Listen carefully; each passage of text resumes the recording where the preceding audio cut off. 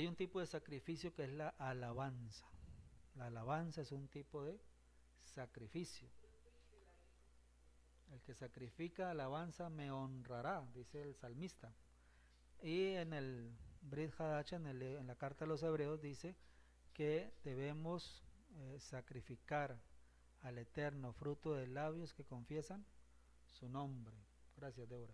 Y de hacer el bien y de la ayuda mutua, no os olvidéis, porque de tales sacrificios agrada el Eterno, de tales korbanot, de tales sacrificios. Entonces, nosotros tenemos que ser como nuestro padre Abraham. Los hijos imitan ¿a quién? A sus padres. Y si Abraham es nuestro padre, por eso le llamamos Abraham Avinu, nosotros tenemos que imitarlo a él. Ser también ¿qué? Adoradores. Levantar altares para el Creador. ¿Sí? Levantar altares para el Creador. Y el principal altar es nuestro corazón. Nuestro corazón. Cuando nos sentamos a la mesa, también allí tenemos un altar.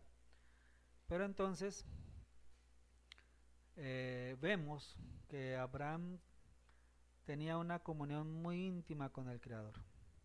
Le adoraba, le buscaba, le honraba, y gracias a esa fidelidad, a esa docilidad, a esa entrega, a ese sometimiento de Abraham, el Creador le escoge para que sea el padre del pueblo de Israel.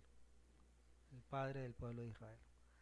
Y hay una faceta de Abraham que yo no me había fijado, no la había estudiado, que Abraham es el primer gran estratega militar.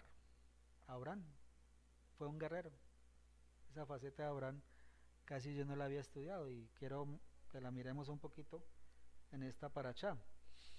Abraham siempre, de nuestro padre siempre se ha hablado que fue un hombre hospitalario, ¿sí?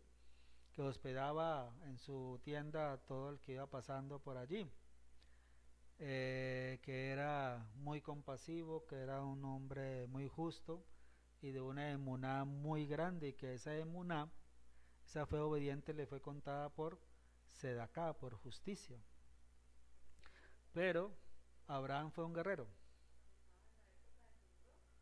Cuando nos dice la ley oral que en la época de Nimrod, él empezó a rebelarse contra la enseñanza religiosa de aquel tiempo, y que él empezó a enseñar el monoteísmo hebreo, la creencia en un solo Elohim, creador de todo el universo.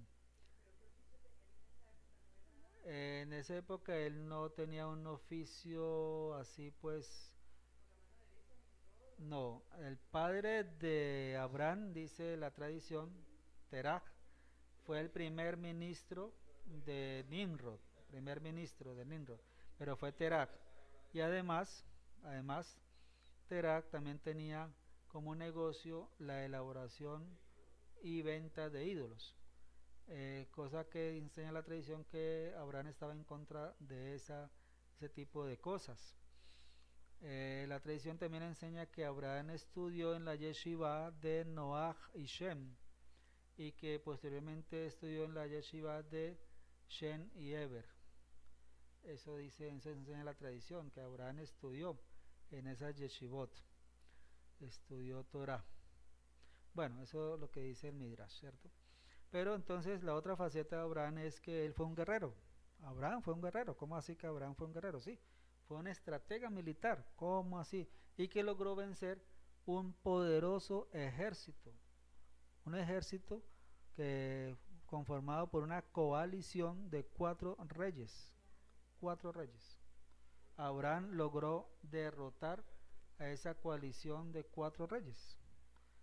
Y esos 4 reyes, antes de luchar contra la liga de Sedón, contra los 5 reyes que se unieron con Bera, rey de Sedón, con el rey de Amorá, con el rey de Alma, con el rey de Seboín y con el rey de otro rey por allí, ahorita lo vamos a leer acá.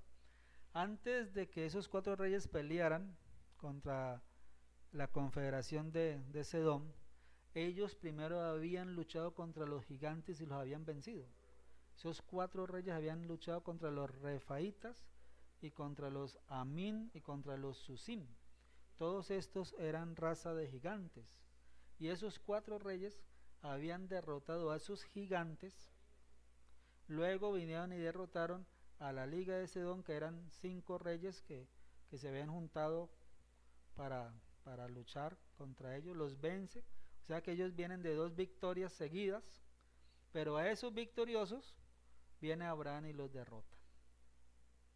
Viene Abraham y los derrota. Con apenas 318 hombres. Con apenas 318.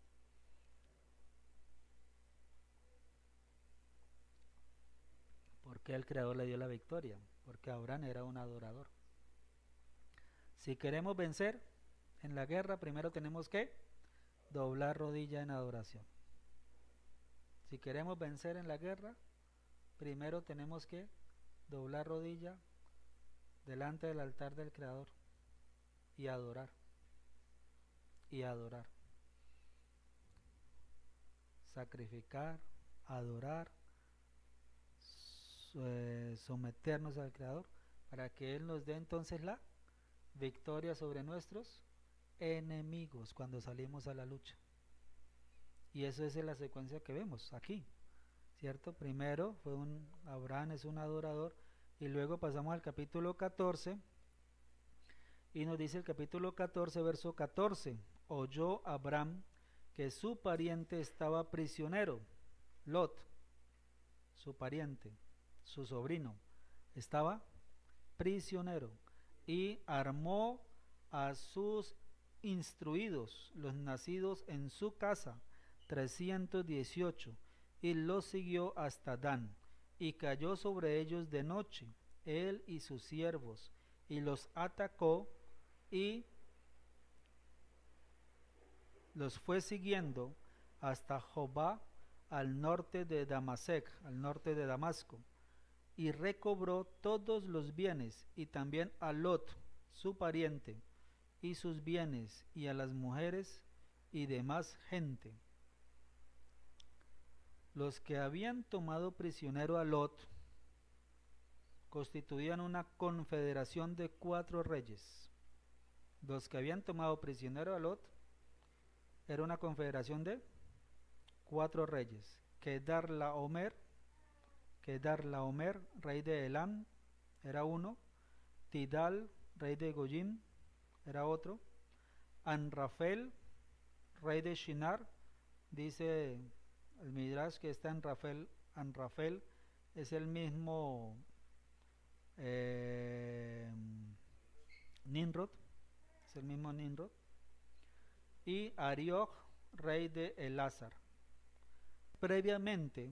Quienes previamente habían derrotado a los Refaim en Ashterot Karnaim, a los Susim en Arm, a los Amín en Shave Kiriatayim, y al Jorí en su monte Seir, hasta la llanura de Parán, que está junto al desierto. Y se volvieron y vinieron a En-Mishpat, que es Kadesh, y devastaron todo el campo del Amalequí, y también al Amorí, que habitaba en Hatzatzón Tamar. Esto está escrito en Berechit 14, 5 y 7. Este ejército confederado era tan poderoso que vencieron a los gigantes, como está escrito: los Emim habitaron en ella antes, un pueblo grande y numeroso. Los Emim, que son mencionados acá, dice que era un pueblo grande y numeroso y alto como los gigantes. Ellos también eran considerados Refaim, al igual que los gigantes. Y los Moabim, los moabitas, los llamaban a Emim. Los moabitas los llamaron Emim. Esto está en Devarim, Deuteronomio 2, 10 y 11. Entonces, no era cualquier ejército. Esta confederación de 4 reyes no era cualquier ejército. Era un ejército fuerte que había derrotado a a los gigantes, a los refaitas, a los susim, a los semim. Eran considerados gigantes. Posteriormente vencieron a 5 reyes. O sea, después de vencer a los gigantes, se enfrentan contra 5 reyes que conformaron la liga de Sedom. ¿Quiénes eran estos 5 reyes? Bera, rey de Sedom; Birsha, rey de Amorá; Shinab, rey de Adma; Shemeber, rey de Seboín, y contra el rey de Bela. Estos eran los 5 confederados. A este potente ejército venció Abraham. Estos que habían tenido 2 victorias consecutivas. A ese poderoso ejército venció Abraham con apenas 318 hombres, gracias a que el Eterno los entregó en sus manos, como está escrito: y perseguiréis a vuestros enemigos, y caerán a espada delante de vosotros. 5 de vosotros perseguirán a 100, y 100 de vosotros perseguirán a 10,000, y vuestros enemigos caerán a filo de espada delante de vosotros. Vayikra, Levítico 26, 7 y 8. Correcto. Y también es el valor en gematría del nombre de Eliezer. El valor en gematría de Eliezer es 318. Entonces el Midrash, haciendo pues esa comparación de que son 318 los siervos de Abraham y que el nombre de Eliezer suma 318, el Midrash saca la conclusión de que solamente los combatientes fueron Abraham y Eliezer, ¿sí? Y que ellos dos lograron la victoria sobre ese ejército confederado de 4 reyes. Bueno, eso es lo que enseña la tradición, ¿cierto? Lo cierto es que el Eterno los entregó en sus manos, y lo cierto es que el Eterno nos promete: perseguiréis a vuestros enemigos, y caerán a espada delante de vosotros. 5 de vosotros perseguirán a 100, y 100 de vosotros perseguirán a 10,000, y vuestros enemigos caerán a filo de espada delante de vosotros. Levítico, Vayikra, capítulo 26, 7 y 8. Siempre y cuando estemos en obediencia a la Torah y estemos cumpliendo misbot y seamos adoradores, ¿sí? Seamos unos verdaderos adoradores. Entonces, nuestro patriarca fue un gran guerrero, un hombre de guerra, un hombre valiente, como son todos los grandes hombres del pueblo de Israel. Hombres valientes, hombres que están dispuestos a hacer un sacrificio grande para el Eterno, están dispuestos a hacer un Kiddush Hashem, santificar el nombre del Eterno. Y esto hizo Abraham cuando fue a liberar a su sobrino. Cuando Abraham va a liberar a su sobrino, él pone en riesgo su propia vida, ¿sí? Y eso se llama Mesirut Nefesh, si no me equivoco. Mesirut Nefesh es como poner en riesgo mi vida con el propósito de liberar la vida de otro, ¿sí? Y eso fue lo que hizo precisamente Abraham, cuando es un sacrificio, claro. Entonces, a pesar de que habían tomado la decisión de separarse, ¿ya? Ellos seguían siendo ¿qué? Familia. Lot seguía siendo su sobrino, Abraham seguía siendo su tío, había ese parentesco, ¿cierto? Y apenas supo Abraham que su sobrino había sido llevado prisionero con su familia y sus riquezas, sus propiedades, inmediatamente sale en persecución de este ejército confederado de 4 reyes, lucha contra ellos, los vence y trae de vuelta a todos los que fueron tomados prisioneros. ¿ya? Entonces, claro, es decir, eh, estas batallas, estas guerras que nos menciona la Torá aquí en el capítulo 14, fueron las primeras grandes guerras que hubo en la humanidad, las primeras grandes guerras. Y Abraham fue un guerrero, un estratega que logra vencer a ese ejército confederado de 4 reyes y liberar a los prisioneros y traer de vuelta a Lot y a todas las demás personas que fueron llevados en cautividad. Esta obra de Abraham es una sombra de la obra de quién? De Mashiach, porque Mashiach es un redentor, es un Goel, uno que redime, uno que paga un precio por la libertad. Eso es un Goel, esa es la función de un redentor.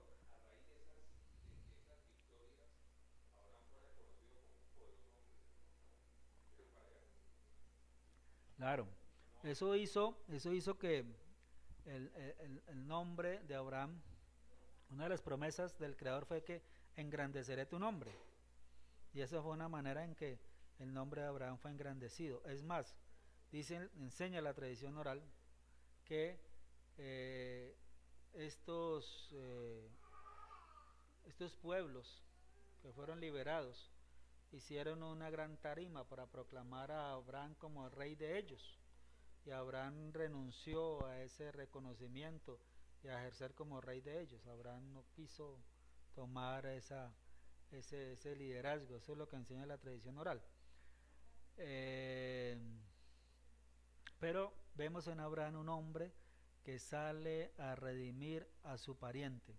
Y eso es lo que nos enseña la Torá. Eso es lo que nos enseña el Tanaj, que uno del pueblo redime a otro que es del pueblo. Uno del pueblo redime a otro que es del pueblo. Un judío redime a otro judío. Un hebreo redime a otro hebreo. Y esto fue lo que hizo Abraham, el primer hebreo. Salió a liberar a su sobrino Lot. Salió a liberarlo, a rescatarlo. Y para eso entonces había que entrar en una batalla.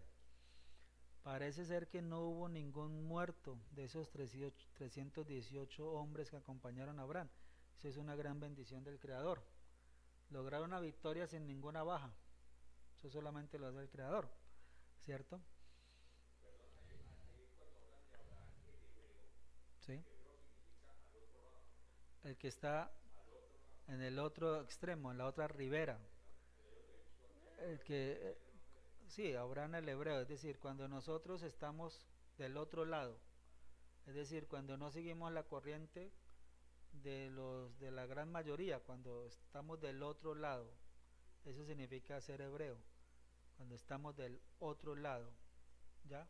Es decir, cuando nos separamos del resto de la humanidad que está en su idolatría, que está en sus pecados, en sus iniquidades. Cuando nosotros estamos del otro lado, eso significa que somos hebreos, ¿ya?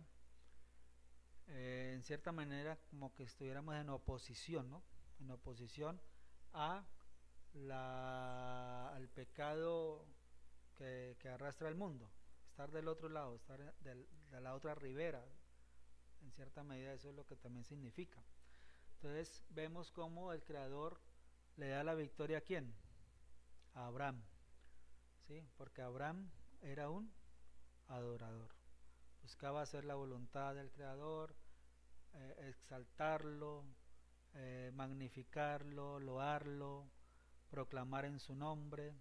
Eso es, eso es hermoso. Benjamín.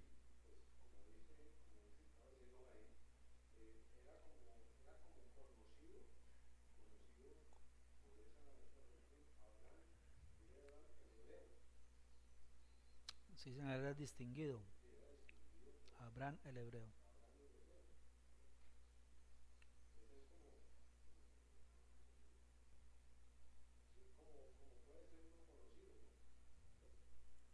Sí, señor. Que nos reconozcan como hebreos, como israelitas, como judíos, ¿cierto? Que nos... Ibrí, Ani Ibrí, Anibri, soy hebreo. Sí, señor. Entonces, Abraham nuestro padre fue un hombre valiente, un estratega militar, un hombre que sale a la guerra, derrota a los enemigos, libera a los cautivos, los trae de regreso, ¿ya? Y esos son nuestros patriarcas, ¿no? Y el Creador quiere que su pueblo sea así, pueblo de valientes, pueblo de luchadores, un pueblo sin temor al enemigo. Y por eso el Brihadacha dice que nuestra lucha es contra las ¿qué? Las potestades, los principados, ¿sí? Tenemos una lucha espiritual permanente. Y para nosotros vencer en esa lucha espiritual permanente tenemos que ser adoradores. Tenemos que entregarle nuestro corazón al bendito, tenemos que adorarlo, tenemos que postrarnos delante de él para que él nos dé la victoria en esa lucha contra esas huestes espirituales de maldad.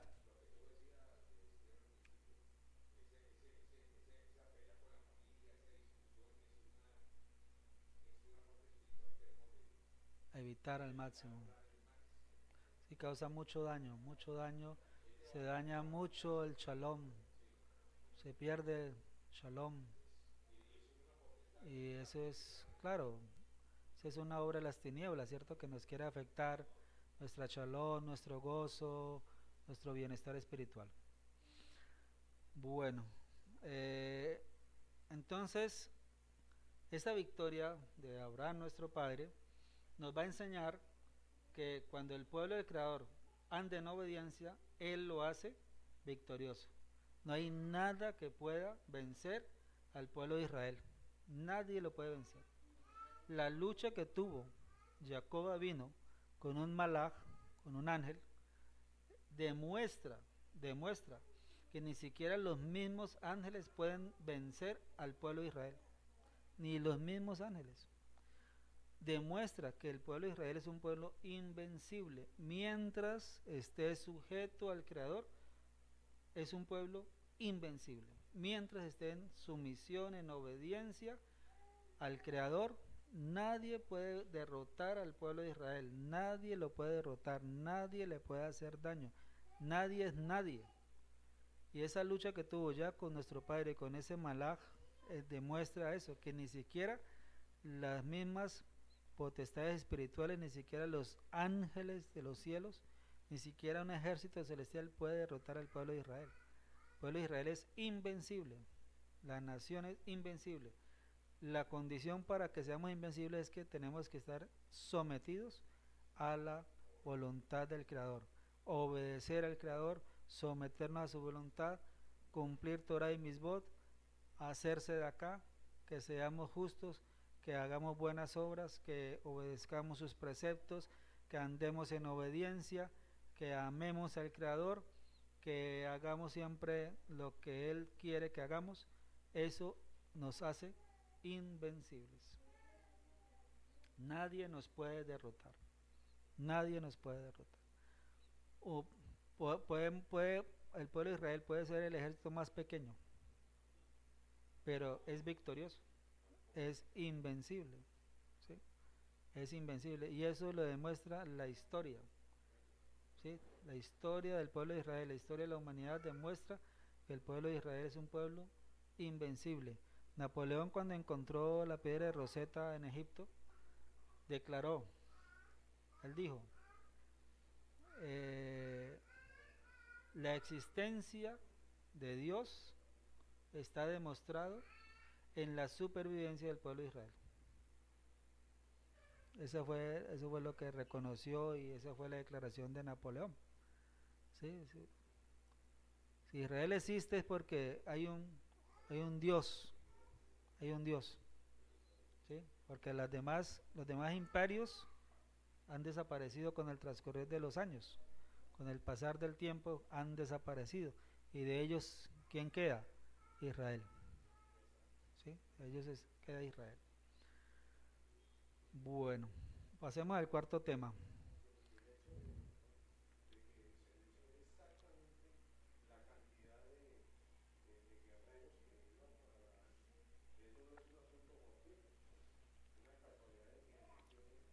No es por casualidad que lo que dice Benjamín es cierto, que la Torá nos diga que fueron 318 hombres.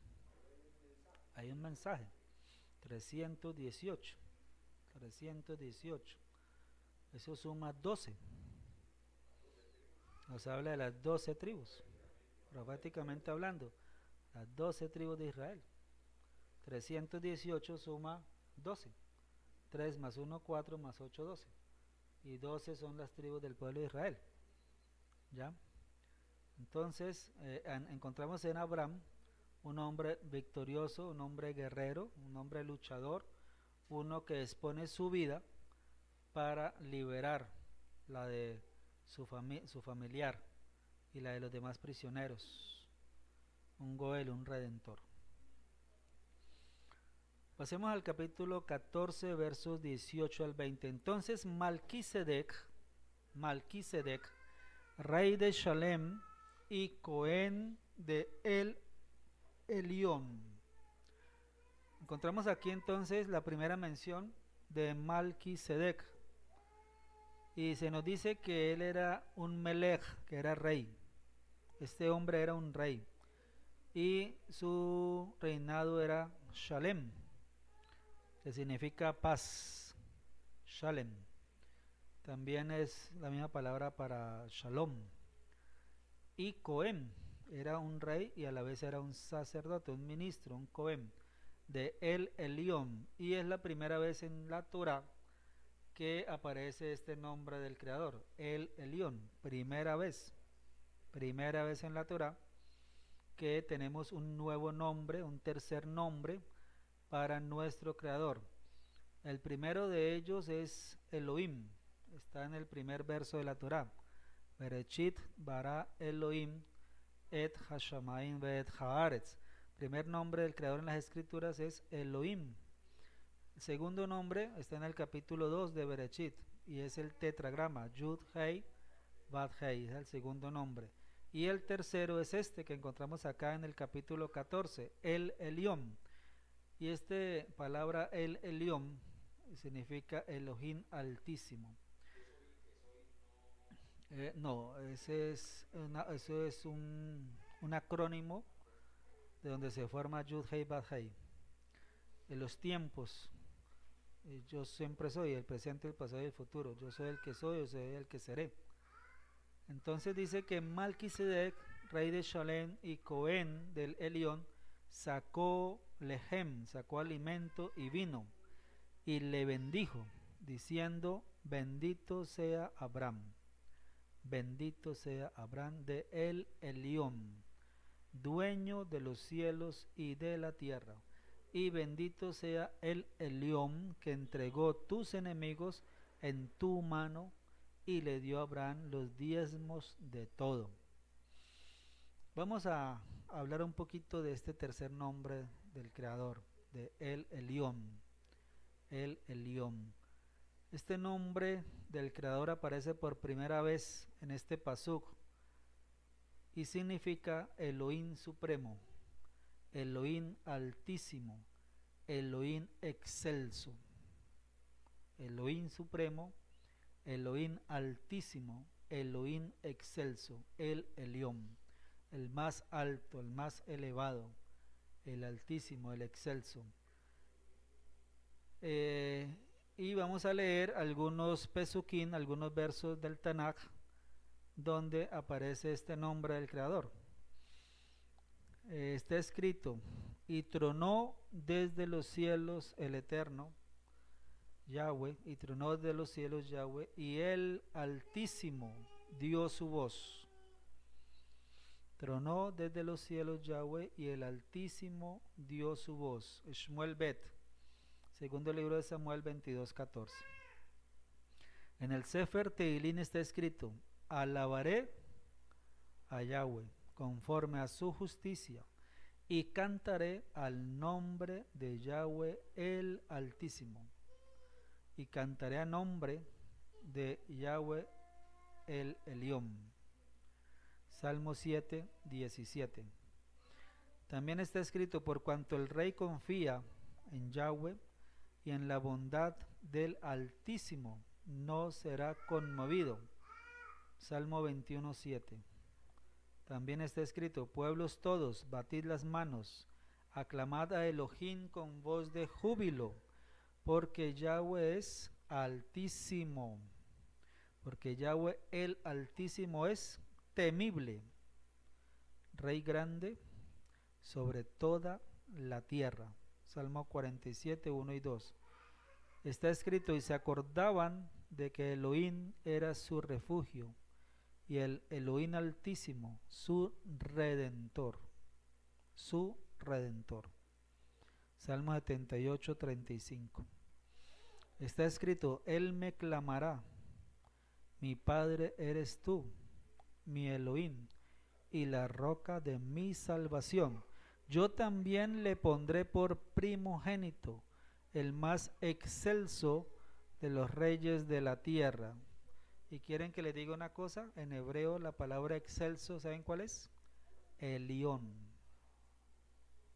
Elión, en hebreo. Lo que está diciendo es, este es el Salmo 89, 26, 27, un salmo mesiánico.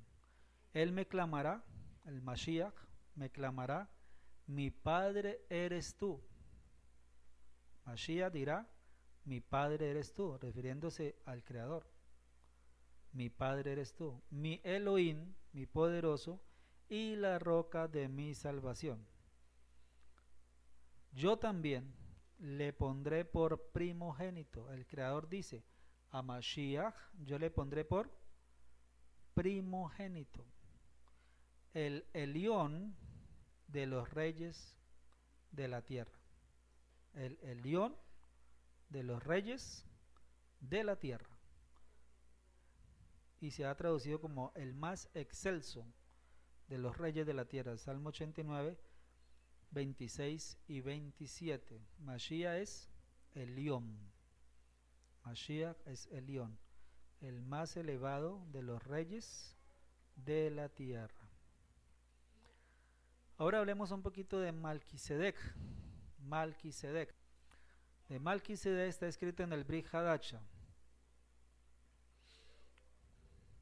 la carta a los hebreos, porque este Malquisedec, rey de Shalem, Cohen de El Elión, que salió a recibir a Abraham, que volvía de derrotar a los reyes, le bendijo, a quien asimismo dio a Abraham los diezmos de todo, cuyo nombre significa primeramente mi rey de justicia, Malquisedec, mi rey de justicia, y también rey de Shalem, esto es rey de Shalom, rey de paz. Otro nombre para Yahshua es príncipe de paz, Sar Shalom. Dice de Melquisedec: sin padre, sin madre, sin genealogía, que ni tiene principio de días ni fin de vida, sino hecho semejante al Hijo de Elohim, permanece Cohen para siempre.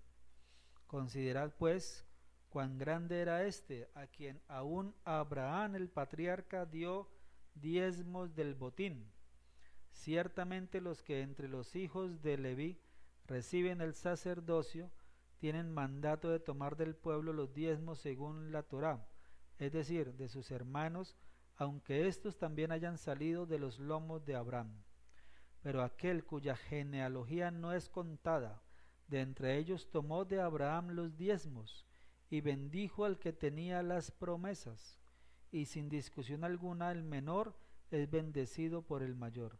Y aquí ciertamente reciben los diezmos hombres mortales, pero allí uno de quien no se da testificar de que vive. Pero allí uno de quien se da testificar de que vive, y aquel de quien se dice esto es de otra tribu, de la cual nadie sirvió al altar. Porque manifiesto es que nuestro Adón vino de la tribu de Yehudá, de la cual nada habló Moshe tocante a la Keuná, es decir, al sacerdocio. Y esto es aún más manifiesto si a semejanza de Malquisedec se levanta un Cohen distinto, no constituido conforme a la Torá del mandato acerca de la descendencia, sino según el poder de una vida indestructible. pues se da a testificar de él, tú eres Cohen para siempre, según el orden de Malquisedec. Y esto no fue hecho sin juramento, porque los otros ciertamente sin juramento fueron hechos Coanim, pero este, con el juramento del que le dijo, juró, Yahweh no se arrepentirá, tú eres Cohen para siempre, según el orden de Malquisedec. Por tanto, Yeshua es hecho fiador de un mejor brit, de un mejor pacto, y los otros Coanim llegaron a ser muchos, debido a que por la muerte no podían continuar, mas este, por cuanto permanece para siempre, tiene keuná, tiene sacerdocio inmutable, por lo cual puede también salvar perpetuamente a los que por él se acercan a Elohim, viviendo siempre para interceder por ellos, porque tal Cohen Hagadol nos convenía, sagrado, inocente, sin mancha, apartado de los pecadores y hecho más sublime que los cielos, que no tiene necesidad cada día, como aquellos sumos sacerdotes, de ofrecer primero corbanot por sus propios pecados y luego por los del pueblo, porque esto lo hizo una vez para siempre, ofreciéndose a sí mismo, porque la Torá constituye sumos sacerdotes a débiles hombres, pero la palabra del juramento posterior a la Torá, al Hijo hecho perfecto para siempre. Carta a los Hebreos, capítulo 7, versos 1 al 28. Y Teilín, Salmo 110, 4. Sobre este sacerdocio de Malquisedec hay muchas cosas interesantes y que es bueno que las hablemos. Pero antes de eso quiero darle la palabra a Mataná.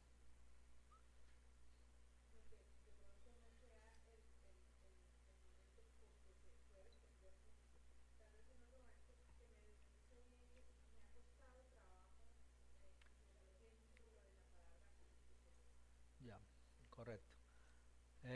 Malki viene de la palabra Melech.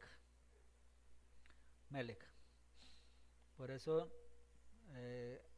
es mi rey, Malki, mi rey. O también rey de, Malki Sedek, rey de justicia.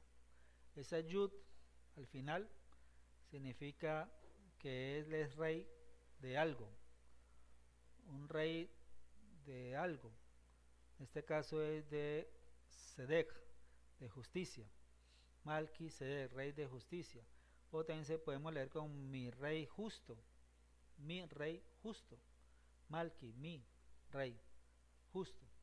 Eso es lo que el significado del nombre. Este varón ejercía dos cargos. Uno, ser rey. Uno, el de ser rey. Y el otro, el de ser Cohen. Él realizaba dos funciones.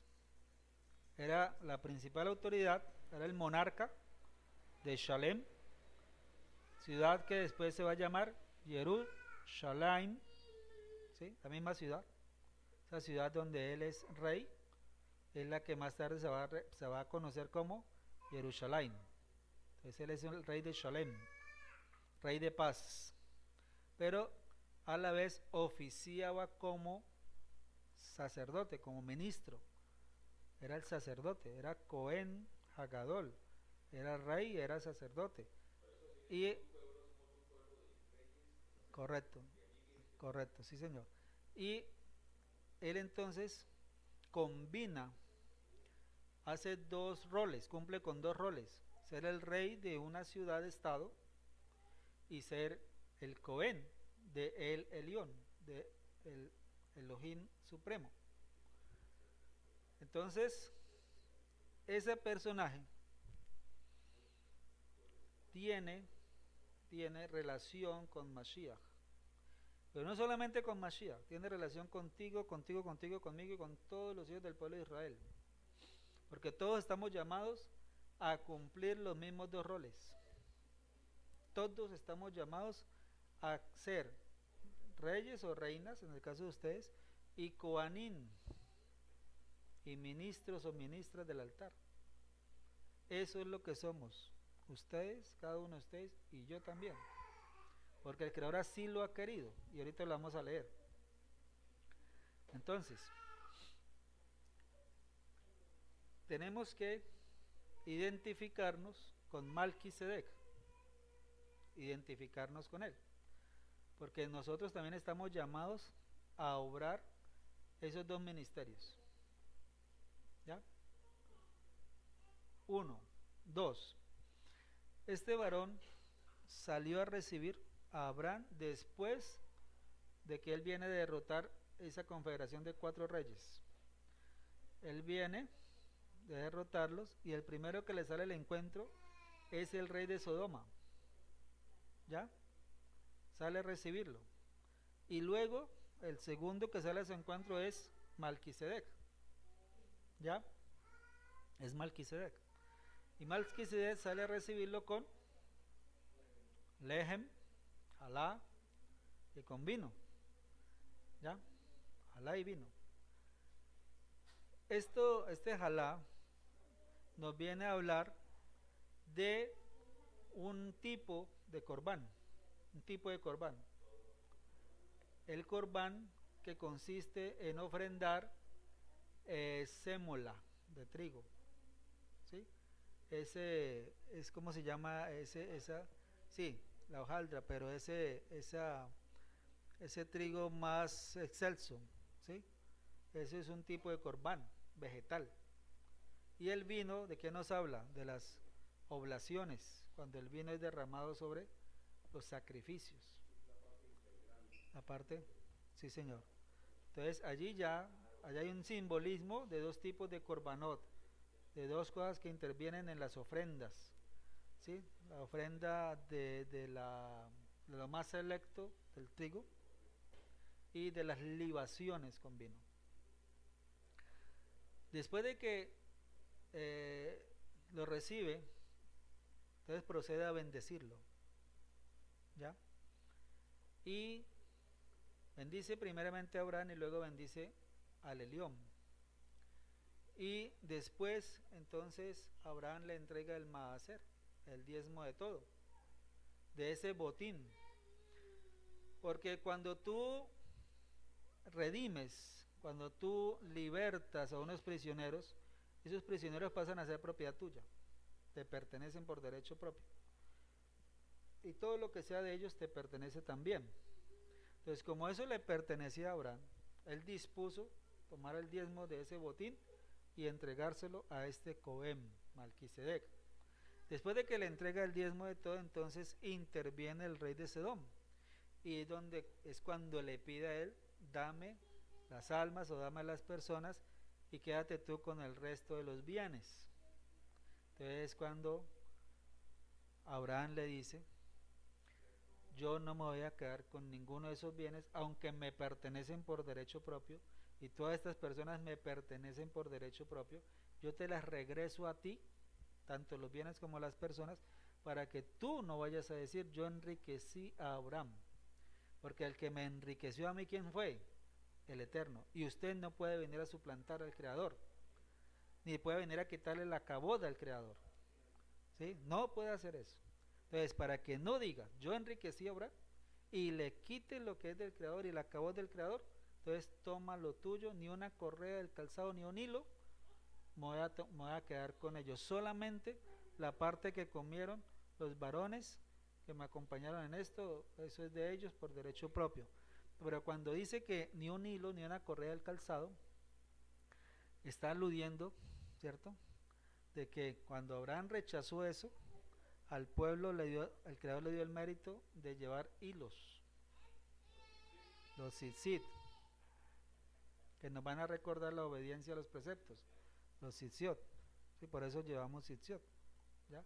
Y que ese rechazo, ese calzado, es la ley del levirato. Cuando, no, perdón, es cuando es la ley que se estableció cuando se redime a una viuda, cuando se redime a una viuda.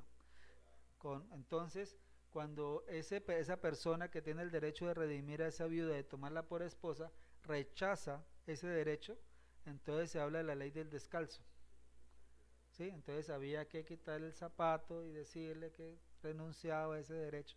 Entonces que ahí también se relaciona ese principio del calzado, y el principio de los hilos que llevamos cuando Abraham decide rechazar y decirle al rey de Sodoma que ni un hilo ni una correa del calzado se va a quedar con ese botín. Y efectivamente, pues Lot, ¿a dónde regresa? A la ciudad donde él estaba, el rey a su ciudad, las personas de Sodoma a Sodoma, los de Adma a Adma, y, ¿ya? y regresan allí, y allí donde lo va a encontrar ¿quién?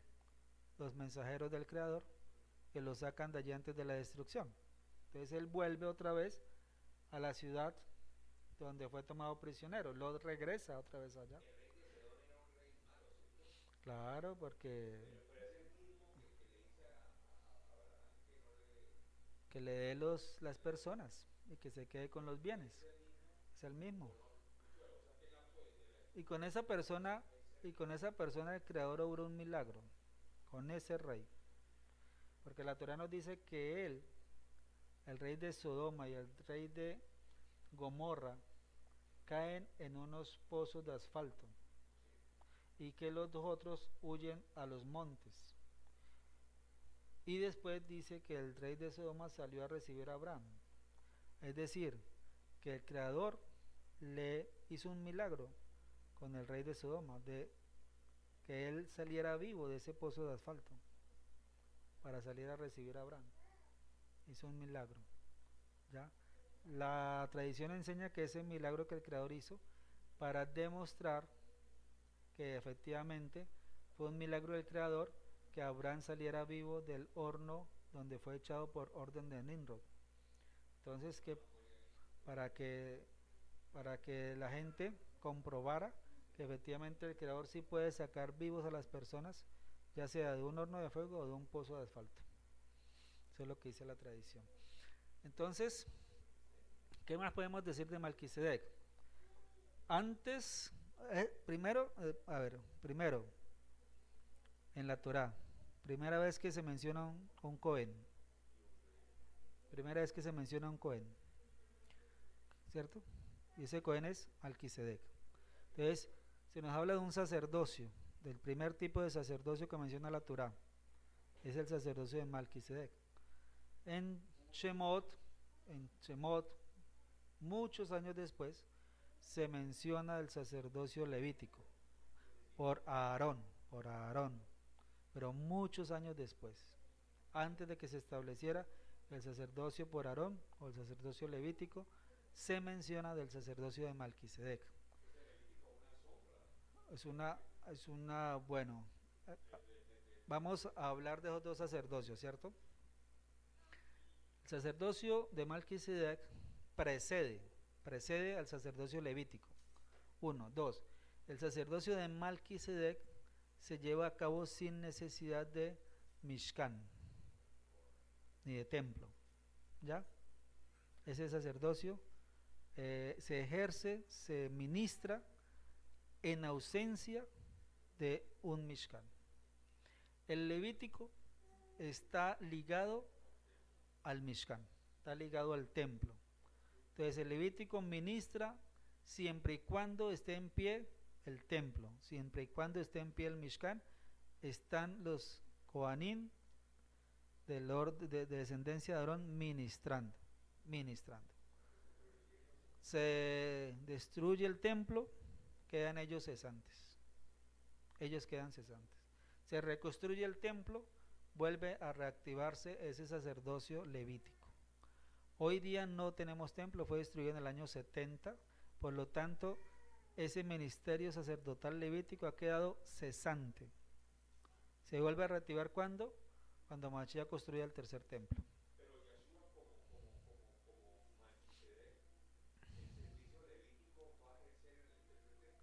Claro, y él va a ser lo mismo, rey y sacerdote. Bueno, póngale cuidado. Entonces ya tenemos claro, ¿cierto? El del sacerdocio de Melquisedec es anterior al levítico y no está sujeto a que a un templo esté en pie, no está sujeto. al de Melquisedec.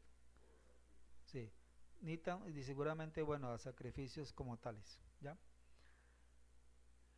Cuando el Creador le mostró a Moshe el Mishkan y le dijo, hazlo igual a este. Si había un Mishkan y un altar, y después se unge a Aarón para que sea el ministro de ese Mishkan, obviamente en el Mishkan celestial tiene que haber un ministro también, porque entonces, ¿cómo va a haber un Mishkan sin alguien que lo ministre? Sin un sacerdote, ¿sí? Entonces, el Creador le dice, hazlo tal como el que te mostré. Quiere decir que en ese Mishkan celestial, ¿quién es el que oficia como Cohen? Es el Mashiach, ¿sí? Porque el Eterno le dice a Moshe, hazlo tal cual te lo muestro. Entonces, le muestra la visión del Mishkan celestial, ¿cierto? Entonces, Moshe construye ese Mishkan acá y unge a su hermano para que sea el Cohen Hagadol de ese Mishkan. Obviamente en el Mishkan celestial también tiene que haber un Cohen Hagadol que ministre, porque entonces ¿para qué un Mishkan si no hay quien lo ministre? No sería obvio. Entonces ese ministro de ese Mishkan celestial es el Mashiach, ¿ya? Y por eso está escrito en el Salmo, en el Salmo 110, tú eres, vamos a leer el Salmo 110, Tehilim, vamos a leer Salmo 110. Entonces allí encontramos lo siguiente.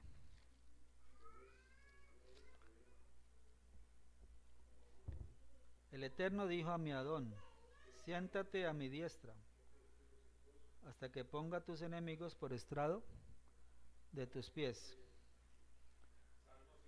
Salmo 110, verso 1.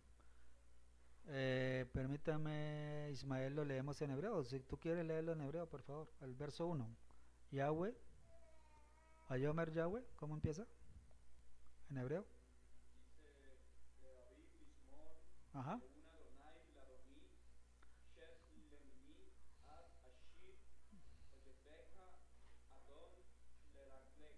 Listo, esa es la transliteración. Vamos a leerlo directamente del hebreo. Sí, por favor. Bueno, porque es que la transliteración cambia un poquitín. Entonces dice, le David Mismor, Neun Yahweh le Ladoni. ¿Sí? Neun Yahweh. Ladoni. La Adoni. La Adoni. Dijo Yahweh a mi Adón. Adoni, a mi Adón. Shep Limini. Siéntate a mi diestra. Ad Ashit Oyeveja Adom le ragleja, hasta que ponga a tus enemigos por escabel de tus pies, por escabel de tus pies. Entonces el Eterno le dice a mi Adón, le dice, el Eterno dijo a mi Adón, siéntate a mi diestra hasta que ponga a tus enemigos por estrado o escabel de tus pies. Yahweh enviará desde Sión la vara de tu poder. Domina en medio de tus enemigos. Tu pueblo se te ofrecerá voluntariamente en el día de tu poder, en la hermosura de la santidad. Desde el seno de la aurora tienes tú el rocío de tu juventud. Juró Yahweh y no se arrepentirá. Tú eres Cohen para siempre, según el orden de Malquisedec. Tú eres Cohen para siempre, según el orden de Malquisedec. Entonces, eso en hebreo es Dalet Nishba, juró, Nishba, Yud Hei Vav Hei, Yahweh, Velo Yinahem, juró Yahweh, y no qué, no se arrepentirá. Atá, tú eres Cohen, Leolam, Cohen para siempre, Leolam, al di brati, según el orden de Malki Sedek. Y luego dice Adonai al Yemineja, Adonai al Yemineja, el Adón está a mi diestra, a mi derecha. Quebrantará a los reyes en el día de su ira, juzgará entre las naciones, las llenará de cadáveres, quebrantará las cabezas en muchas tierras, del arroyo beberá en el camino, por lo cual levantará la cabeza. Tú eres un Cohen para siempre. Entonces, ese Cohen que está ministrando en ese Mishkan celestial, ¿cuándo fue construido ese Mishkan celestial? Es la pregunta. Cuando el Eterno le dice a Moshe, constrúyelo conforme a la visión que te mostré, hay un Mishkan celestial. ¿Cuándo fue construido? O sea, es desde allí. ¿Quién ministra allá? El que es Cohen por toda la eternidad. Mashiach. ¿Sí? Mashiach, está allá. ¿Sí? Entonces, Mashiach es rey y es Cohen para siempre. ¿Ya? Entonces, ese ministerio sacerdotal de Melquisedec es un ministerio que no está sujeto a la existencia física de un Mishkan. No está sujeto a la existencia física de un Mishkan. Ese sacerdocio ministra, haya Mishkan o no haya Mishkan. Ministra, haya Mishkan o no haya Mishkan. Ministra, haya que ofrecer corbanot o no haya que ofrecer corbanot como vacas, toros, reses, corderos. Pero ahí está vigente ese sacerdocio. El levítico está sujeto a la existencia física de un Mishkan, de un templo. Mientras esté en pie, ellos ministran. Se destruye, desaparece, no pueden ministrar. ¿Ya? Pero entonces, ¿cuál es el qué? ¿Cuál es el ministerio sacerdotal que sí sigue vigente, haya o no haya templo aquí en la tierra? El de Melquisedec. El de Melquisedec. ¿Ya? Y para finalizar entonces, dice acá, el Eterno ha querido que los hijos de su pueblo, Israel, sean reyes y coanim. El Eterno ha querido que los hijos de su pueblo, Israel, sean reyes y coanim. Así está escrito. Y vosotros me seréis un reino de coanim y gente apartada. Shemot 19:6. Y vosotros me seréis un reino para mí de coanim, de sacerdotes y gente consagrada, gente kadosh. Éxodo 19:6.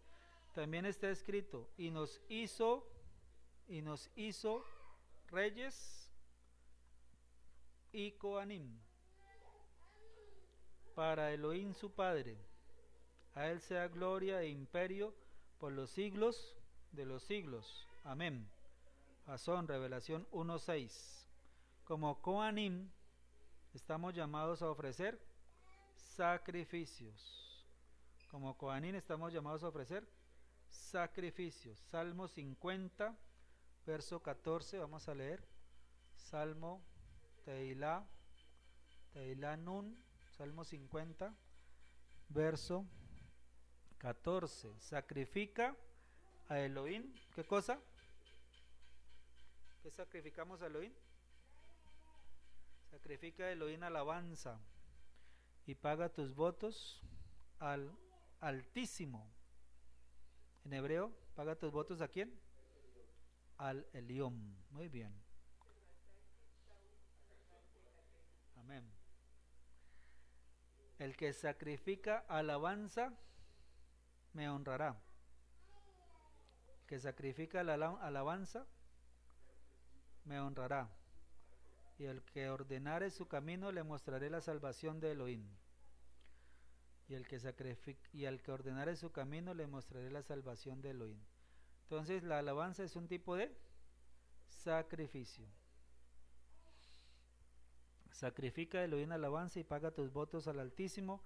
e invócame en el día de la angustia, te libraré y tú me honrarás. Tremendo, ¿no? Salmo 50, verso 14 y 15. Sacrifica, Elohim, alabanza, y paga tus votos al Altísimo, e invócame en el día de la angustia, te libraré y tú me honrarás. El que sacrifica alabanza me honrará. Y en la carta a los Hebreos, capítulo 13, está escrito lo siguiente. Carta a los Hebreos, capítulo 13, está escrito lo siguiente. Así que ofrezcamos siempre a Elohim por medio de él sacrificio de alabanza, es decir, fruto de labios que confiesan su nombre, y de hacer bien y de la ayuda mutua no os olvidéis, porque de tales sacrificios agrada Elohim. Y de hacer bien y de la ayuda mutua no os olvidéis, porque de tales sacrificios agrada Elohim.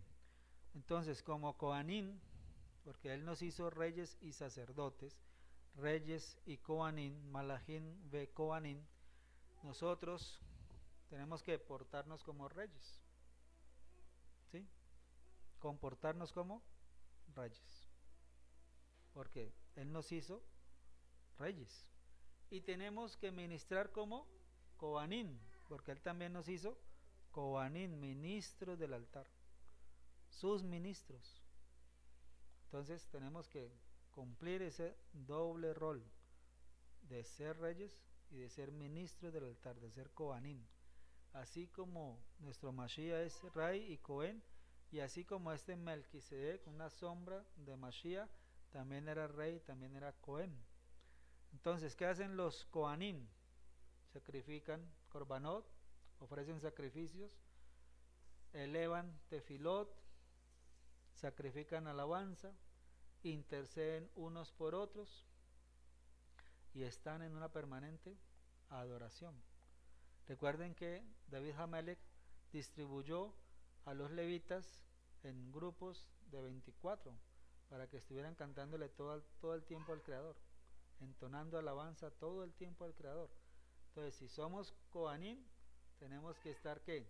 Entonando alabanza todo el tiempo para el Creador, entonando alabanza, fruto de labios que confiesan su nombre, gratitud, alabanza, reconocimiento, sometimiento, docilidad, obediencia, exaltación, loores. Esa es nuestra función como ministros, como reyes y ministros, ¿sí? Eso es lo que tenemos que hacer. El Cohen Hagadol es llamado príncipe, era un príncipe. El Cohen Hagadol llevaba unas vestiduras de rey, de un rey, él estaba vestido elegantemente, y nuestras vestiduras son nuestras buenas obras. Estamos llamados a hacer buenas obras, estamos llamados a hacer obras de sedaká, estamos llamados a ayudar a nuestros semejantes. Esa obra bonita que nos compartió Mataná, que con los niños del Club Noel, ¿sí? Fuiste, vea, los visitó, estuvo con ellos, ¿cierto? Una necesidad grande aquí en Cali con los enfermitos, los niños enfermos del Club Noel. No tienen pañales, no hay medicina, no hay leche en polvo. Si podemos llevarles algo de esto, estamos haciendo una obra de caridad, estamos haciéndose de acá, estamos ayudando al necesitado, y eso es lo que el Creador quiere, que ayudemos a los necesitados, que hagamos buenas obras, que adoremos al Creador, que vivamos en esa obediencia, en esa docilidad, en ese sometimiento, que lo reconozcamos en nuestros caminos, que lo alabemos en la mañana, al atardecer, al anochecer, si nos despertamos a medianoche, que salga una alabanza de nuestros corazones y de nuestros labios para Él, la gratitud permanente. Por eso dice el precepto, ¿cierto? Que seamos agradecidos con el bendito, que demos siempre gracias al Creador. Para el próximo Shabbat vamos a estudiar otros dos nombres del Creador, otros dos nombres que aparecen por primera vez en esta Parashá Lech Lejá. Ya dijimos, ¿cierto? Por primera vez en esta Parashá Lech Lejá aparece el nombre del Elión, pero también por primera vez aparece el nombre Adonai, y también por primera vez aparece el nombre del Shaddai,